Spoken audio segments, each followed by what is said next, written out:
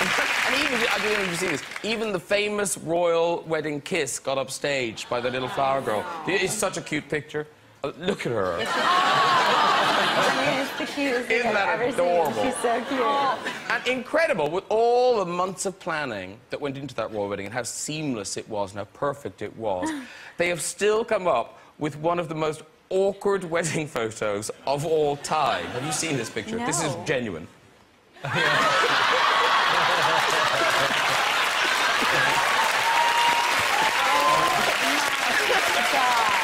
genuine. She went down to do something with a child or something. Now listen, I want to talk about the whole kind of fan thing. So logistically, the two of you, how hard was it doing any of the location shooting? Location shooting? Like when you're out and about, so the fans, the paparazzi can be there and trying to get anything done, or was it? Did you keep it people quiet? were at a pretty safe distance. I mean, they're pretty far away. Yeah. I mean, just the only part that's disorienting about it is like you're trying to pretend you're in 1930, and then like people are like taking iPhone videos of you, and it sort of doesn't make you focus very well. Because reading about the two of you, your fans seem very like your fans. Really sweet, and they kind of take a real interest in your life. That they come up to you, and it's sweet. They talk to you like they know you. Yes, they give me love advice. They give me, you know, yeah. No, it's Like what? Which sometimes works out and sometimes doesn't. But they all like your new husband, don't they? They do, yes. I get a lot of response from people on the street.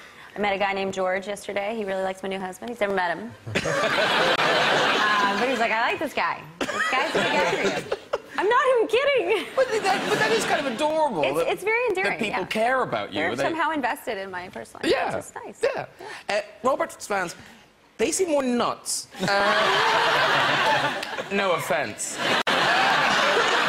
Because they're quite. Some of them are quite out there. Yeah, I mean, I think they just like. I mean, I think you get it. I have a much more simplistic reaction with fans. I think.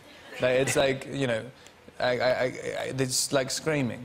And so it's kind of, and so it limits it. I think you get, because like, you know, when we've been doing these premieres and stuff, there's like an overwhelming amount of energy. And I think it's because if everyone's just trying to do the same thing, they've only got one thing to say, like, which is just screaming. But I mean, then you can just like really focus all your energy together, and it's like, it's really powerful. It's like Excalibur. Or the Captain Planet or something. Of going up to a screaming girl and freaking her out by going, "Hi, what's your name?" No, I always wanted to do a sketch for some comedy show where I'd go down, you know, you'd be at a premiere where everybody was screaming, and go back to this sort of dungeon place, and you have all these fans locked up. And you put on this like German techno meeting and just scream at them. And then you go up and like Zac Efron's at the top of the stairs going in next or something. They didn't let me do it.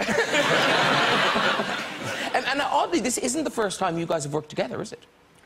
No. Because it was Vanity Fair. Yeah, we did a movie a while ago, and let's just get it out there. Rob played my son in the movie. But that's weird! Yeah, it's weird. Even at the time, you must have gone, what? And then it got weirder and weirder when I found out we were supposed to play lovers in a movie. It got really weird. No, my girlfriend called me and said, I'm such a big fan of this Rob Pattinson. And she's like, I can't believe you worked with him. I was like, what are you talking about? I never met that guy. What are you talking about? And, okay, let me just tell a story. And she goes, he said he was in this movie, Vanity Fair, with you. And I was like, he was in Vanity Fair? Yeah, and he said he played your son. I was like, what are you talking about? I'm not old enough to play his mother.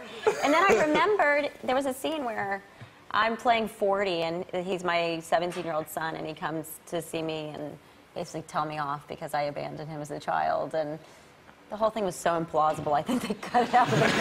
It's nice that you remembered him. Well, it took a while. It's an amazing scene. But you do credit that getting cut out of that movie then led to kind of getting the Harry Potter gig. Yeah, because the casting director invited me to the premiere and forgot to tell me. And me and a friend of mine were both in it, and we had adjacent scenes. And then, so I was sitting there waiting for our scene to go. His one came on first. And we were watching it going like, oh, yeah, that was pretty good. And I was expecting my one to be amazing, because like Reese is like weeping in it and stuff. And like I was like, wow, it's going to be so good. Yeah, it got to my bit, and then there was literally a line where she said in the script, someone says to you, like, oh, let's go and see Roddy.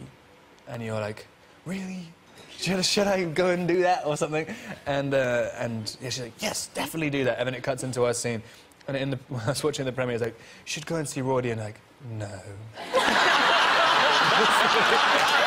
I was just watching it. How does this turn around?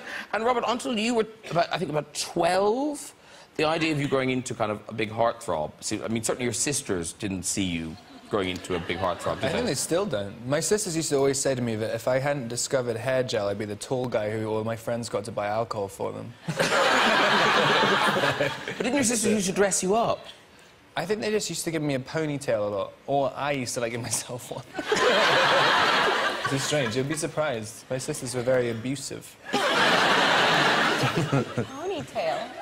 Yeah. How long was your hair? It wasn't very long. I had one of those little rat tails at the end. I used to put Vaseline on it. See, I think I'm being, to my son, what your sisters were to you. Because you look a bit like my son, actually. And he likes to have his nails done and his hair done and a little lipstick put in, and I take him on stage with me sometimes and he does a little song. Am I being pushy? Shappy, I don't know. You know the way the cat ran away?